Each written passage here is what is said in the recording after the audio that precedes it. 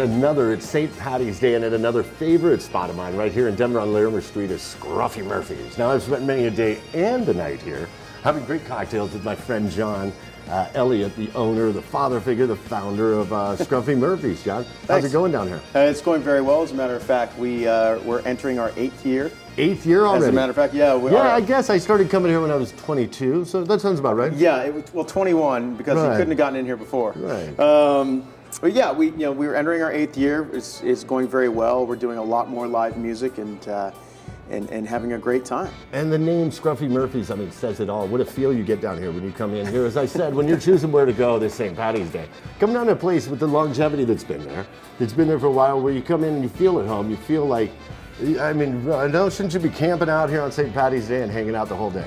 Yeah, at any given time on St. Patrick's Day itself, you'll probably be one of 1,200 people that are very happy inside these walls. What's some of the special stuff we're doing St. Patty's Day?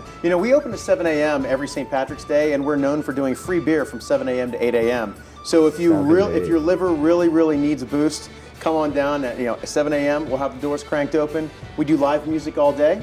We have a huge beer garden out back that we cover over with a tent.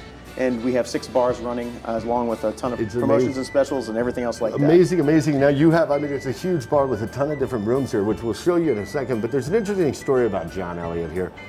You spent time in Scotland. I did. I lived in Glasgow, Scotland for quite a while. So in addition to the Irish whiskeys here, you have a lot of Scottish whiskey. Yeah, if you consider about 65 different bottles a lot. Absolutely. Well, it's all right. Yeah, no, that's great. Yeah. And you're very versed on the whiskey, obviously. Obviously, I've had a few in my time, and so I enjoy it. I enjoy it quite a bit, and there are nuances to every single one that it's great to just tell people about. Well, you started us in our director of photography with a little warm-up shot here. What did we start with? What was that Scottish whiskey we had? It was an Arran St. Emilion cask. So it is an Arran whiskey that is recast in St. Emilion sherry casks, and it imparts a wonderful, fruity, ruby, clean flavor to it.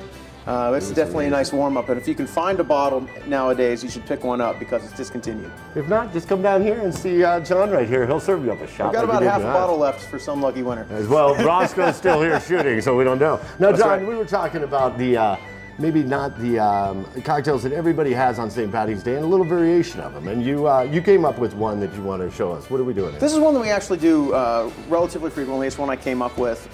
One thing that I've found on St. Patrick's Day is everybody does Guinness, and everybody does Jameson, and everybody does the Irish whiskeys and those types of things. But there are a lot of people that are looking for some variety, especially if they're doing a little bit of bar hopping. And so we actually have something called a chocolate root beer float. And John, now I see you're using the 360 vodka, and I love it with the recycled packaging and that. What are we doing here? Well, the double chocolate is a great flavor for this. It really gives a little bit of a chocolate oomph to this chocolate root beer shot. And so we're really doing about a 1 count to a 1.5 count in each one of these 1 ounce glasses for the 360 for some root beer schnapps. We finish it off with some whipped cream, and just because it's an Irish bar and everybody wants something green on St. Patrick's, just a little bit of a top for some creme de menthe. And actually, I'm going to use the green creme de menthe rather than what most people see as the clear. And you were saying the 360 vodka you use, it gives a really velvety taste to it. What were you saying about that? It does. The great thing about the 360 vodkas that I've noticed is that there's a velvety smoothness to their flavored vodkas that you don't necessarily get in some other flavored vodkas. And so I like to use this because people are expecting this shot to be a little bit sweet. They really want it to taste like a root beer float, and that's kind of where we're going with it. Let's see how we do it up, John, here. Let's do this right. So we'll do just a little bit of a count here and a little bit of a count here. So start with that 360 double chocolate. So your 360 double chocolate doesn't look chocolatey, but it is. This is going to be a 1 count of the root beer schnapps. So we'll just go ahead, top it up. Now it looks like whiskey, like we were talking about earlier. Absolutely. Of course, we have to go ahead and hit this with a little bit of whipped cream for the ladies. Or for us, I like it too, John. That's fine. Yeah, we can do that. You know that. You've spent time drinking with me. Nice. You even made one for Roscoe, our director of photography there. You got to take care. Got to take care of everybody here. And now you said to put a little twist on it for we the just do a tiny Day. hit of creme de menthe, and the creme de menthe doesn't add a huge flavor profile. It is slightly noticeable.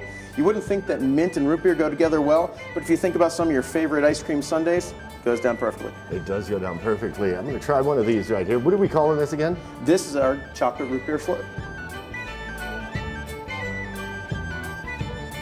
Wow. That tastes exactly like it. I could have this in a big glass in a pitcher. We could probably arrange it. We have some 1 liter mugs. It's amazing right here. Now, what's one thing all the viewers should know about Scruffy Murphy's, about what you do here? What's the passion that goes into this place? What do you do? When I returned from Scotland and Australia, when I was living overseas, I wanted to open a bar that was like the pubs I remembered overseas. And an Irish pub, or a pub in general, should be someplace where anyone 21 to 81 feels comfortable. We focus on live music here, so we make sure that we take care of local artists, and we bring in some big names as well. And I really wanted someplace that it doesn't matter if it's a Tuesday, a Saturday, or a Sunday morning. Someone feels comfortable just bellying up to the bar. A bartender knows who they are. They know who our bartenders are, and you just feel comfortable. Chocolate root beer float right here, Hotmixology, for all the fun, all the flavors, and more information about Scruffy Murphy's is right there at hotmixology.com. Salute, John. Thank you. Sláinte.